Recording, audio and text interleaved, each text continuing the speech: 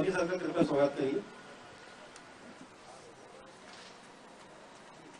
Sir स्वागत की बेला तो काफी लंबी है, सभी चाहते हैं कि आपका पुष्पहार बनाकर स्वागत करें। अब मैं साथ में बुलाना चाहूंगा राम भक्त हमारे राम जी को, जो आए और जीसी जैन सर और हमारे सोनी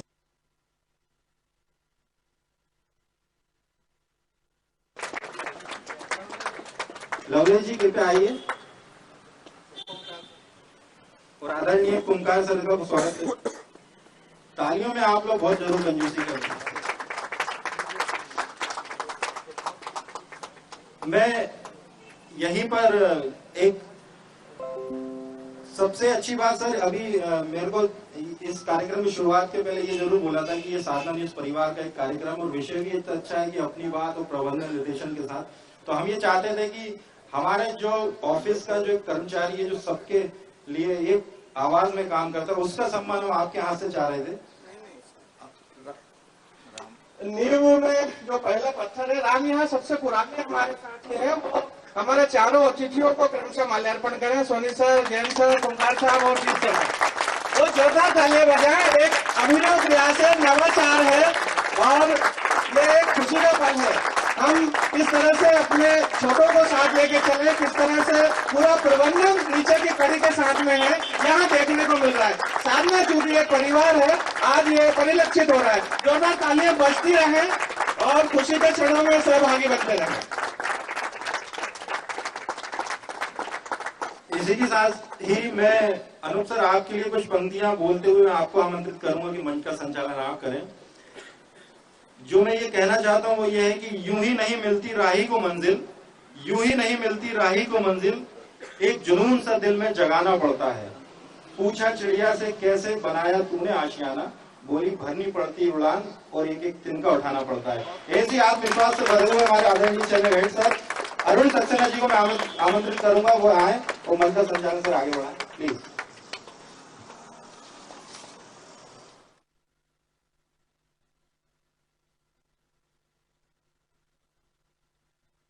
भाषण और आज का जो विषय है प्रबोधन कार्यक्रम क्यों और कैसे, उस पर मुझे प्रकाश डालना था। बड़प्पन ने इनका कि कार्यक्रम में बुला लिया। माँ शारदे को नमन, वीणा वादिनी, चूंकि हम सब उन्हीं की संतान होती है, कलम चलाते हैं। आज के हमारे कार्यक्रम में पधारे प्रदेश के वरिष्ठ शिक्षाविद आदरणीय डॉक्टर एमएल सोनी साहब जो हमारे बीच में उपस्थित हैं, हमारे संस्थागत अतिथि हमारे जीसी जैन साहब,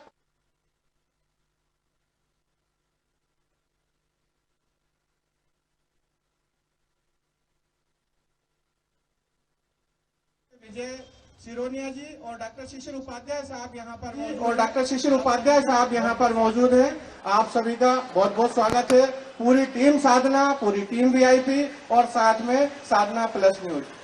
क्योंकि साधना का जो स्वागत भाषण है उसके लिए मुझे बताया गया है एक पल्लवी पौधा 2016 में आदरणीय जीसी जैन साहब और हमारे आदरणीय हमारे प्रणेता जो हमारे बीच में बैठे हुए डॉक्टर एमएल सोनी साहब के प्रयासों से इस नवंकुरित बीज को बोया गया और इसका कार्यालय एमपी नगर जोन 2 राधिका हाइट्स में हुआ करता था। तब से लेकर आज तक साधना न्यूज नित्य नए आयाम प्रस्तुत कर रहा है, अपनी एक उड़ान भर रहा है। साधना न्यूज में जुड़कर मैं अपनी बात नहीं कर रहा, क्योंकि बात तो हमें अपनी ही करना है, लेकिन आप सब भी देख रहे हैं साधना न्यूज में जितने साथी अभी हमारे साथ काम कर रहे हैं, जितने साथी किन्हीं अपरिहार्य कारणों से अब हमारे साथ नहीं है या दूसरे संस्थानों में है, लेकिन आज जब भी बात निकलती है, आदरणीय डॉक्टर साहब हमारे बीच में बैठे हुए लंबे समय यहाँ सेवाएं दी हैं, उनसे अच्छा कोई नहीं जान सकता साधना न्यूज को। तो आशा यह है कि साधना न्यूज का जो परिवार है उसकी जितनी तारीफ की जाए वो कम है। समय आने पर ये पूरा के पूरा परिवार सूखी बंजर धरती में से जो है पानी निकालने का मादा और क्षमता रखता है। खैर, विषय स्वागत भाषण का है। आप सभी अतिथि बैठे हुए हैं, तो उस नवंकुरित हुई संस्था को हमने धीरे धीरे जमाने की कोशिशें की हैं।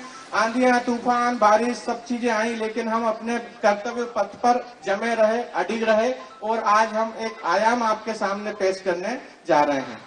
दूसरी अहम बात यह है कि आदरणीय डॉक्टर सोनी साहब और हमारे आदरणीय ज्ञानचंद जी जैन साहब एक ऐसा स्नेह हमको देते हैं, एक परिवार का भाव देते हैं। आप सब लोग जानते हैं कि जब भी कोई विपत्ति आन पड़ती है, चाहे लंबी छुट्टियों की बात हो, किसी के घर में कोई संकट आ जाए, और एक वैश्विक जो आपदा आई थी कोरोना महामारी के रूप में, तो इन दो हस्ती द्वय ने अपनी भरपूर कोशिश की थी कि हम सब जितने कर्मचारी हैं उनके घर का, परिवार का चूल्हा चौका जले, वहां कोई कष्ट या संकट नहीं आने पाए। मैं यहाँ प्रत्यक्षदर्शी हूँ और यहाँ बैठा हर व्यक्ति, हर साथी इस बात का गवाह है कि किस तरह आप सभी ने, चाहे बेड की व्यवस्था करना हो, दवाइयों की हो, फल भिजवाना हो, या कैचमेंट एरिया जो जहाँ बंद किया गया था वहां पर टीम भेजकर वहां राहत सामग्री पहुंचाना हो, तो निर्देशन यहाँ से मिला और उसका पालन हम सबने किया।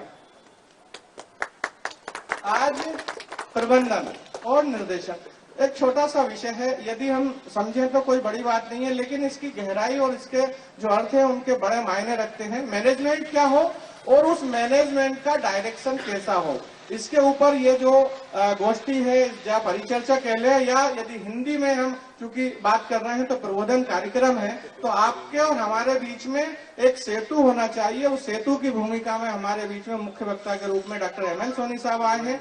उनके जो वाक्यांश हैं, आप निश्चित रूप से आज ये बात याद रख लीजिएगा, जो लोग नए हैं, कि वो उन शब्दों को सुनिएगा।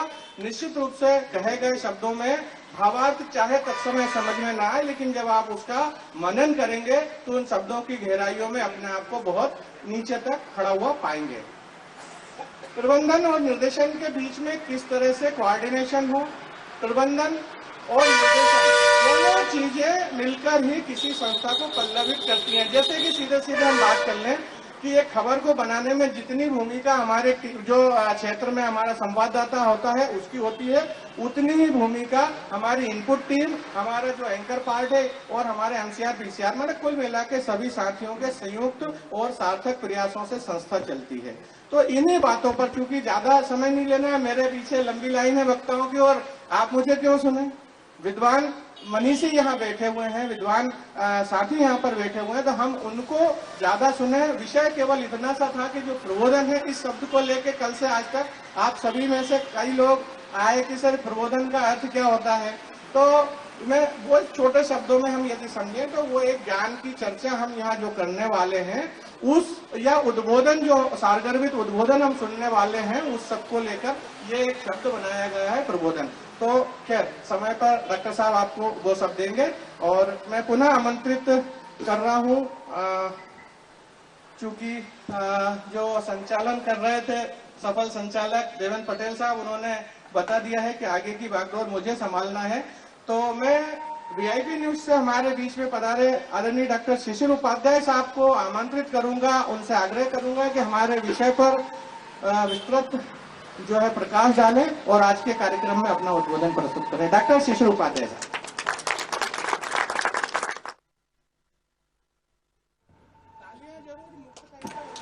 तालियां जरूर मुक्त कंठ से बजाते रहें, नहीं तो डॉक्टर गुस्सा भी हो सकता है। धन्यवाद अरुण जी।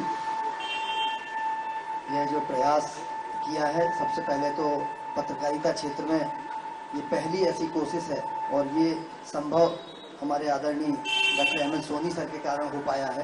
तो मैं ये मानता हूँ कि पत्रकारिता बहुत अच्छी राह पर है, क्योंकि ऐसा कहीं नहीं होता है, किसी संस्थान में नहीं होता। जो अनुपम उदाहरण यहाँ प्रस्तुत हुआ है आज इस प्रबोधन कार्यक्रम में, हमारे आदरणीय और हम सबके प्रेरणा स्रोत डॉक्टर एमएल सोनी सर इस कार्यक्रम में हम सबको मार्गदर्शन देने के लिए और समय समय पर, जैसा हमारे आदरणीय भाई अरुण जी ने जैसा बताया, श्री जी से जैन साहब, लंबे समय तक इनके साथ काम करने का मौका मिला है, इसलिए मैं बहुत अच्छे से इनको जानता भी हूँ और इनकी कार्यप्रणाली को समझने की कोशिश भी करता हूँ। वीआईपी न्यूज़ के हमारे मार्गदर्शक और साधना न्यूज़ के भी मैं अरुण जी की एक बात से थोड़ा सा इतर होकर आपसे बताना चाहूँगा। साधना से अलग नहीं हुआ है शिशिर उपाध्याय, साधना परिवार का हिस्सा था, है और रहेगा। ये हमारा परिवार है। वीआईपी, साधना और साधना प्लस मिलके एक ताकत बनेंगे हम, ऐसे उसके नेतृत्व करने वाले हमारे श्री आर.एस. कुमुकार जी हैं, हम उनका अभिनंदन करते हैं। हमारे साथ दीपचंद जैन जी भी हैं। पहले इनको हमने सरकारी ऑफिसों में देखा है, वहाँ इनसे संवाद होता था। फिर जब साधना के ऑफिस में इनसे मिले वहाँ बहुत अच्छे विचारक हैं, बहुत अच्छे प्रबंधक हैं। इन सबके मार्गदर्शन में जो आज मुझे अवसर दिया है, अरुण जी, हम जब स्कूल में पढ़ा करते थे तो हम बचते थे, पहले जिसका नंबर आता है बोलना सबसे बड़ी चुनौती उसी के पास होती है। हम बचते थे, आपने उस चुनौती को मुझे दे दिया है, तो मैं कोशिश करूंगा कि बखूबी उसको निभा सकूं। मैं जब यहाँ जुड़ा था तब से अब तक कोशिश सिर्फ ये रही है। हो सकता है बहुत सारे हमारे मित्र बहुत कहते होंगे कि बहुत लिबरल है, बहुत आसानी से इसको समझाया जा सकता है, दुरुपयोग किया जा सकता है, लेकिन हमारा काम करने का तरीका हमने अपने आदरणीय डॉक्टर एमएल सोनी सर से सीखा है कि कार्यकर्ता जो हमारा है, कर्मचारी हमारा जो है, सहयोगी है, ये एक वटवृक्ष आज अगर बना है तो उसका जो माली था, जब पेड़ लगा था उसको सींचा बहुत है, उसमें समय समय पर खाद दी है, यूरिया डाला है। आज ये अगर ये संस्थान यहाँ पहुँचा है तो उसमें मैं जब से जुड़ा हूँ एमएल सोनी सर के कारण, और वो जो मुझे हमेशा मार्गदर्शन मिला है, मुझे ऐसा लगता है कि अगर हम लोग जब भी काम करते हैं, हर एक के सुख दुख में शामिल होने वाले, हर एक की चिंता करने वाले अगर डॉक्टर एमएल सोनी सर हैं, तो हमें इस बात की बेफिक्री रहती है कि मैं सुबह अगर जल्दी आता हूँ, कई बार सर सुबह 7 बजे बुलाते थे, मैं 7 बजे आके 6:45 बजे सर यहाँ पे खाने की चिंता हो रही है, पता रहता था कि ये मेरा खाए आया है, तो खाने की चिंता भी यहाँ करते थे। ये हमारे लिए ऐसे संस्थान के ऑनर मिलना, ऐसे हमारे मार्गदर्शक मिलना बहुत बड़ी उपलब्धि है। मैं 29 साल हो चुके हैं मुझे पत्रकारिता क्षेत्र में, ऐसा कभी नहीं देखा मैंने कि ऐसे ऑनर मिले, ऐसे हमारे मार्गदर्शक मिले। तो मैं तो अपना सौभाग्य मानता हूँ कि हमारे सुख दुख में शामिल होने वाले, मैं अपना खुद का उदाहरण, चूंकि यहाँ बैठे सारे हमारे मित्र लोग ये उदाहरण से वाकिफ होंगे, उनके साथ भी ऐसी घटना हुई होगी, लेकिन मेरी पत्नी को कैंसर था, वो कोमा में नेशनल अस्पताल में एडमिट थी। मैं यहाँ उस समय चुनाव का टाइम चल रहा था, मैं यहाँ ऑफिस में बैठता था, सर आके मुझे डांट के ये कहते थे, अरे हॉस्पिटल जाओ ना। तो अगर मैं ऑफिस में काम कर रहा होता था तो सर वहाँ जाके मिल के आते थे, क्योंकि भाई कोमा में थी, लेकिन उसके बाद भी जाके देख के सब हालचाल पता करके आ जाते थे। जब उसकी मृत्यु होती है तो मैं वहां बाद में पहुंचा हूं, पहले डॉक्टर एमएल सोनी पहुंच जाते हैं। तो ऐसा कौन अपनत्व दे सकता है? तो ये हमारे लिए बहुत बड़ी उपलब्धि है, हमारा सौभाग्य है कि हमारे साथ ऐसे मार्गदर्शकों की टीम उपलब्ध है। जैन साहब या श्री आर.एस. कुमकार जी, दीपचंद जैन जी, ये सारे लोग अगर अच्छा हमारा सोच रहे हैं तो हमारी जिम्मेदारी भी है कि इस संस्थान के लिए हम भी ताकत बने। मैं ये ऐसा नहीं कहता कि आप लोग ऐसा नहीं सोचते, लेकिन मुझे ऐसा लगता है कि शायद हम सब जब मिलकर काम करते हैं, हमारी सामूहिक जिम्मेदारी होती है, क्योंकि नेतृत्व मुझे जो हमारे अरुण जी ने जो सब्जेक्ट रखा है प्रबोधन कार्यक्रम, उसमें प्रबंधन और निर्देशन, प्रबंधन तब सफल हो पाता है जब हमारी ताकत हमारी टीम हो, क्योंकि हम एक बार उपलब्ध हो सकते हैं, 2 बार उपलब्ध हो सकते हैं, जिसको जहां जिसकी जिम्मेदारी दे दी, अगर वो ऑनेस्टी से, ईमानदारी से अपनी जिम्मेदारी का पालन करता है तो संस्थान आगे बढ़ता है। मुझे बहुत अच्छे से याद है, मैं उदाहरण देता हूं कि सर ने, आप सब लोग यहाँ होंगे, जीसी जैन साहब उस समय यहाँ नहीं आया करते थे, वहाँ डॉक्टर एमएल सोनी जी हुआ करते थे। एक ने आके मुझसे कहा कि सर मेरी सैलरी की ऐसी ऐसी चर्चा है, और सैलरी, मैंने जाके धीरे से सर से पूछा, बोले सबको 1-1 हजार रुपए का इंक्रीमेंट बढ़ा दो। एक शब्द ये नहीं पूछा उन्होंने। फिर हमारी जिम्मेदारी हो जाती है कि जब उन्होंने बिना बात किए सैलरी बढ़ा दी तो हम कैसे आउटपुट बेहतर दे सकते हैं, ये जिम्मेदारी हमारी हो जाती है। ये स्थिति अभी भी है, शायद पुराने लोग जो 2016 से काम कर रहे हैं वो अभी होंगे, उनकी 2-2, 3-3 बार अगर सैलरी बढ़ी है तो वो कहीं ना कहीं आपकी वर्किंग देखी गई। बहुत सारे लोग ये कहते हैं कि हमारे ऊपर ध्यान नहीं दिया जाता, हमारी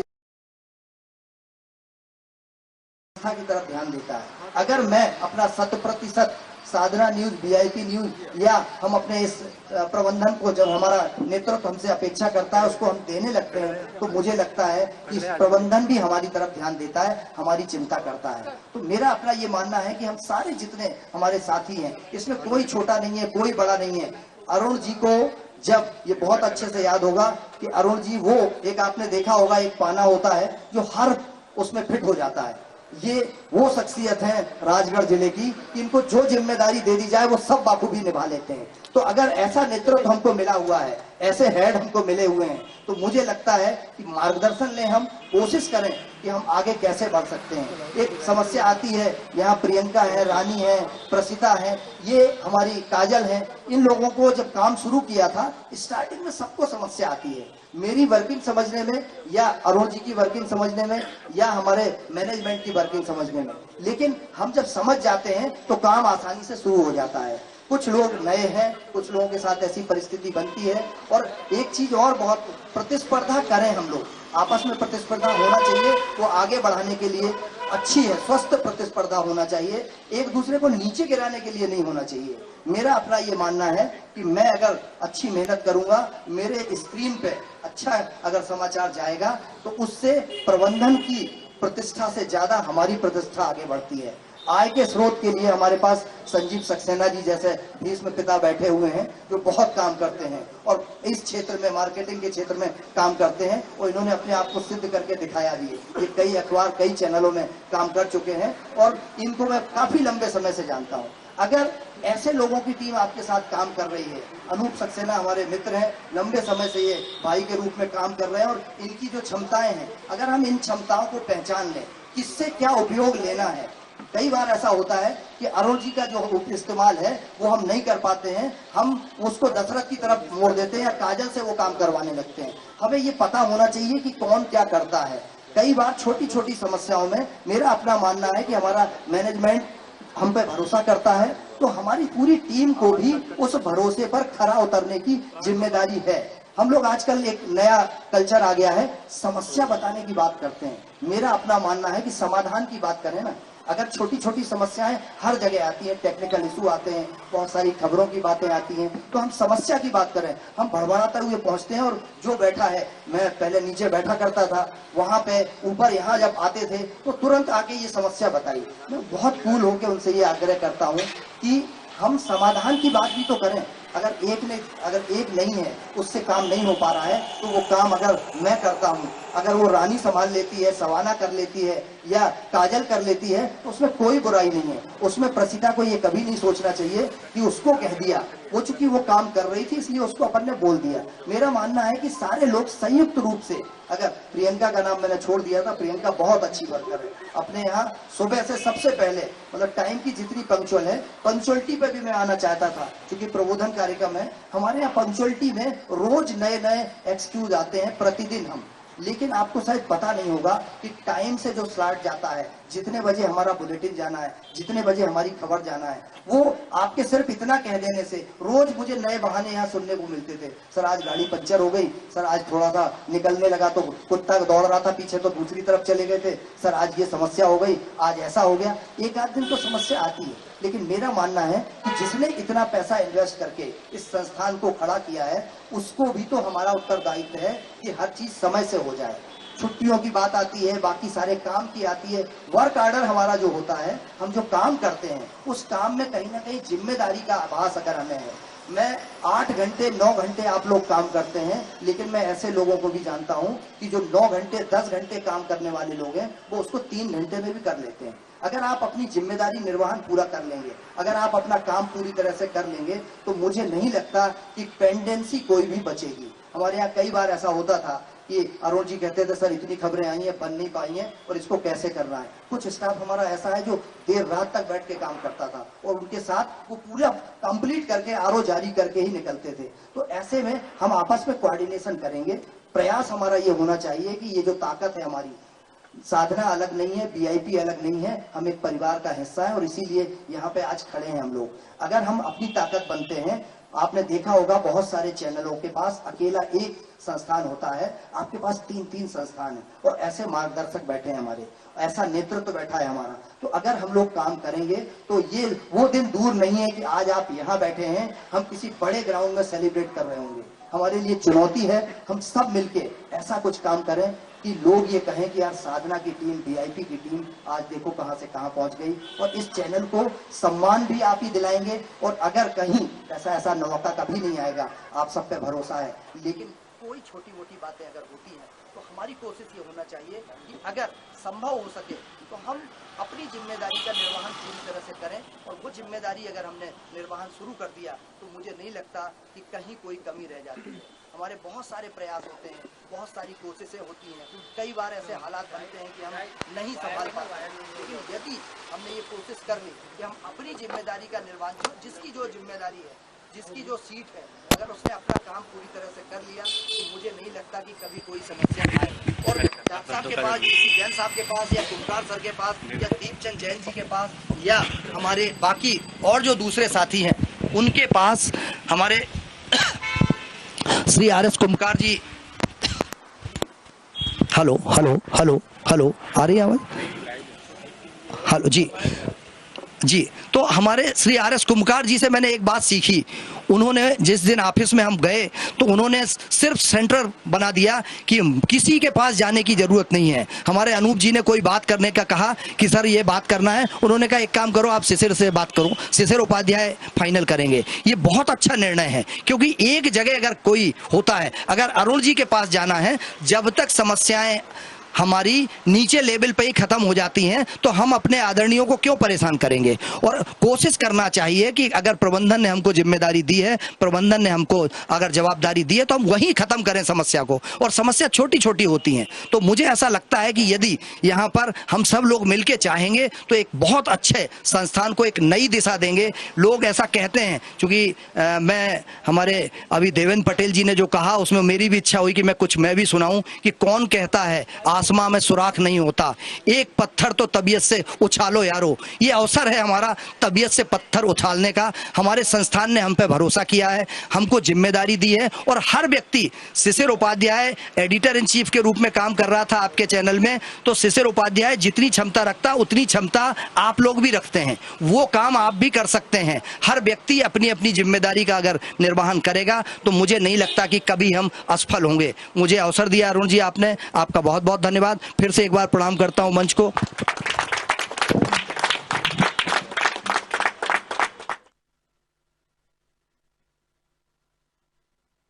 आदरणीय डॉक्टर साहब, और चूंकि एक सारगर्भित उद्बोधन आपने प्रबोधन के ऊपर, प्रबंधन के ऊपर, निर्देशन के ऊपर दिया, साथ ही समस्या और समाधान, ये दो विपरीत चीजों में आपने एक समन्वय बनाने की चेष्टा की है, जो हमारे साथियों को यहाँ पर समझना होगा। मैं इसी कड़ी में आपका बहुत बहुत आभार व्यक्त करते हुए आमंत्रित कर रहा हूँ। नौकरशाही से हमारे बीच में आए आदरणीय दीप जैन साहब हमारे बीच में बैठे हुए हैं। डॉक्टर उपाध्याय साहब ने जैसा कि बताया कि आप पहले अधिकारी हुआ करते थे, तो बीडीए में इंजीनियर थे हमारे दीप साहब, और वहां से चीफ इंजीनियर थे। मुख्य अभियंता के पद से सेवानिवृत्त होने के पश्चात मीडिया को, इस साधना परिवार को, इस वीआईपी न्यूज को, इस साधना प्लस न्यूज को उन्होंने चुना है। और ऐसे हमारे बाकुरे, जो बाकुरे ही बोलेंगे कि उन्होंने वहां अपना सब कुछ देने के बाद अब समाज सेवा की दिशा में काम करना चालू किया। तो मैं आमंत्रित कर रहा हूँ आदरणीय जैन साहब को कि व्यायाम, प्रबोधन और आज मैनेजमेंट और डायरेक्शन विषय पर हमको लाभान्वित करें। बहुत जोरदार तालियां आप लोग बजा दें।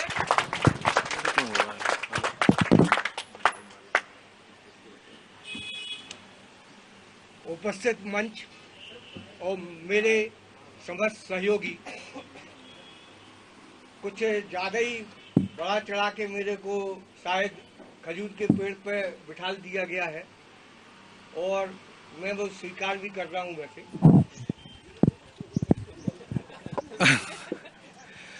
मैं जबलपुर इंजीनियरिंग कॉलेज में था तो थोड़ा नेतागिरी करता था। उसके बाद 1982 में भोपाल में आया तो मैंने पूरी अपनी नौकरी भोपाल 39 साल, 22 साल भोपाल विकास प्राधिकरण, 6 साल नगर निगम और 11 साल राजधानी परियोजना में गुजारे। उस समय इस लाइन से तो मैं शायद बहुत समय से जुड़ा हुआ हूँ, क्योंकि यह जो लाइन है वो पहले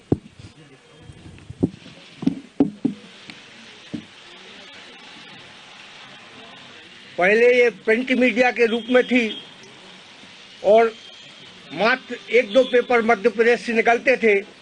एक नई दुनिया इंदौर जो छाजेड़ साहब की थी, नवभारत, उसके बाद में फिर बहुत सारे पेपर, और उसके बाद बहुत सारी प्रिंट मीडिया, और आजकल तो बहुत सारे जो छोटे बच्चे हैं, हम लोगों से तो बनता नहीं है, वो सब किस किस चीज़ का उपयोग करते हैं वो सब वो ही बता सकते हैं। और यह मीडिया अपने आप में एक बहुत विस्तृत रूप लेती चली आ रही है। इसमें ज़्यादा समझाने की ना जरूरत है ना कुछ है।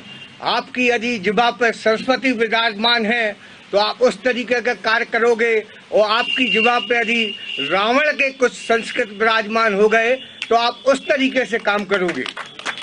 ये आप सभी को अपने अपने सोचना है कि आप किस तरीके से लोगों को क्या दिखाना चाहते हैं, और क्या आप इस तरीके से 100 करोड़ जनता तो हिंदुस्तान की, 130 करोड़ तो हिंदुस्तान की है, बाकी दूसरी जगह की भी है, और किस तरीके से आप अपने आप को इस रूप में ढाल सकते हैं।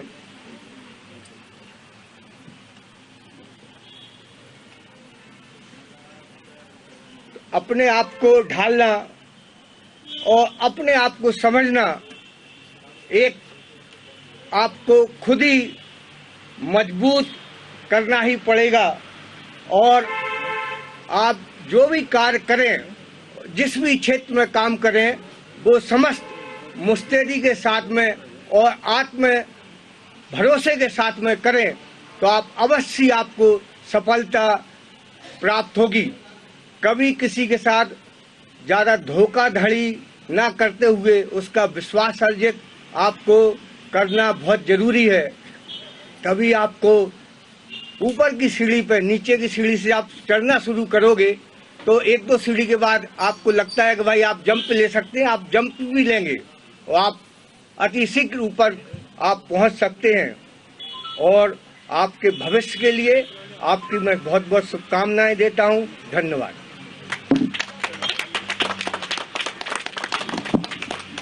बहुत बहुत धन्यवाद आदरणीय दीप जैन साहब।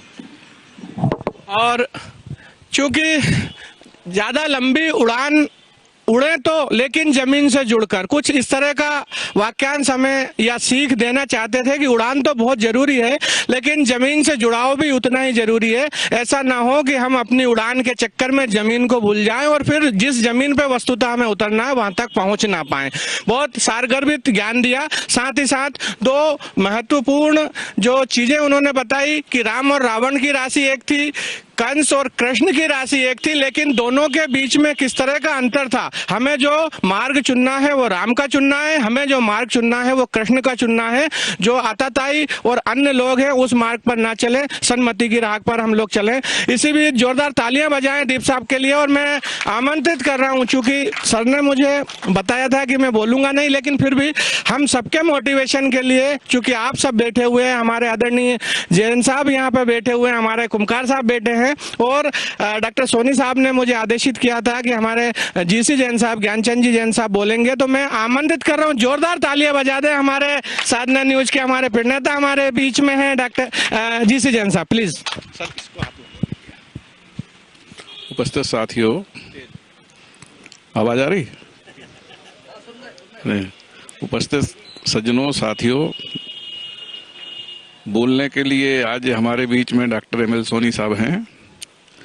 तो आज मैंने उनको विशेष रूप से निवेदन किया था कि 2 साल 3 साल हो गए आपको यहाँ निर्देशन दिए बगैर, आपके बगैर यहाँ काम चलता नहीं है।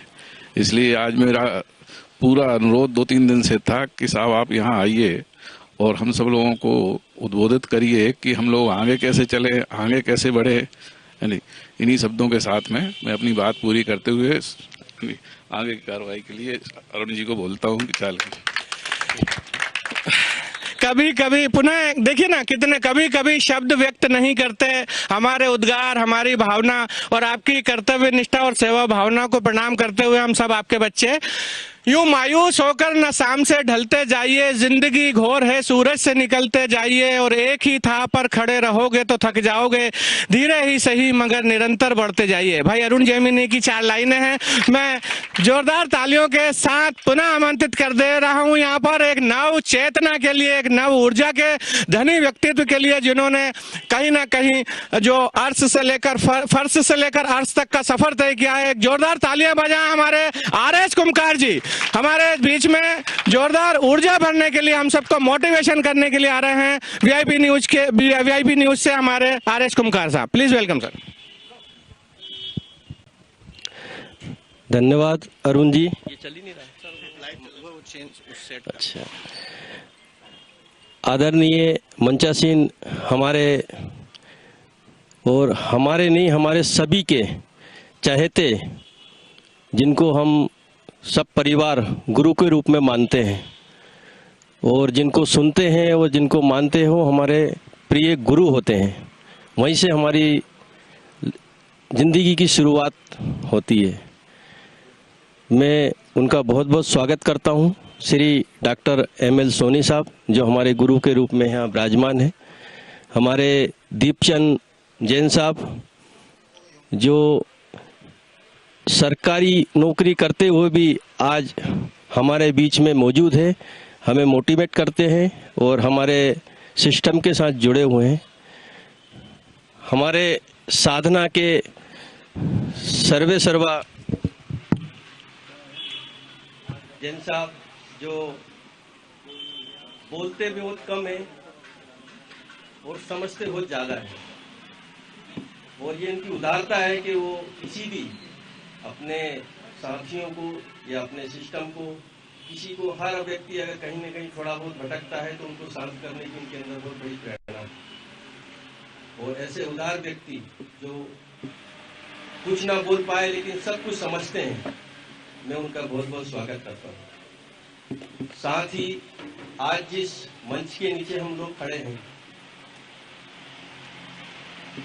सबसे दुनिया की तीसरी आग कहते हैं, जो 2016 से या 2014 से मध्य प्रदेश के अंदर साधना के नाम से, साधना प्लस के नाम से, और आज की तारीख में आदरणीय हमारे गुरु के माध्यम से वीआईपी के नाम से भी जाना जा रहा है। जो एम.एल. सोनी साहब की प्रयासों से आज हम साधना प्लस, साधना न्यूज एवं वीआईपी न्यूज के बीच में हम तीनों चैनलों के लिए हम इकट्ठे हुए। ये बहुत कम अवसर होता है कि जब कोई भी काम करता है आदमी तो सिर्फ सिंगल हैंड होता है, और हमारे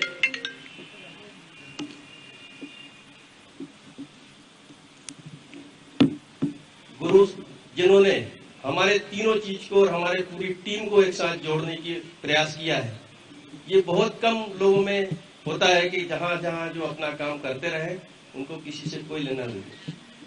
जो हमने देखा है, जो हमने पाया है गुरु के रूप में, जिसको कहते हैं मैं और मेरा, मैं और मेरा हमारे साथ कभी नहीं होता है।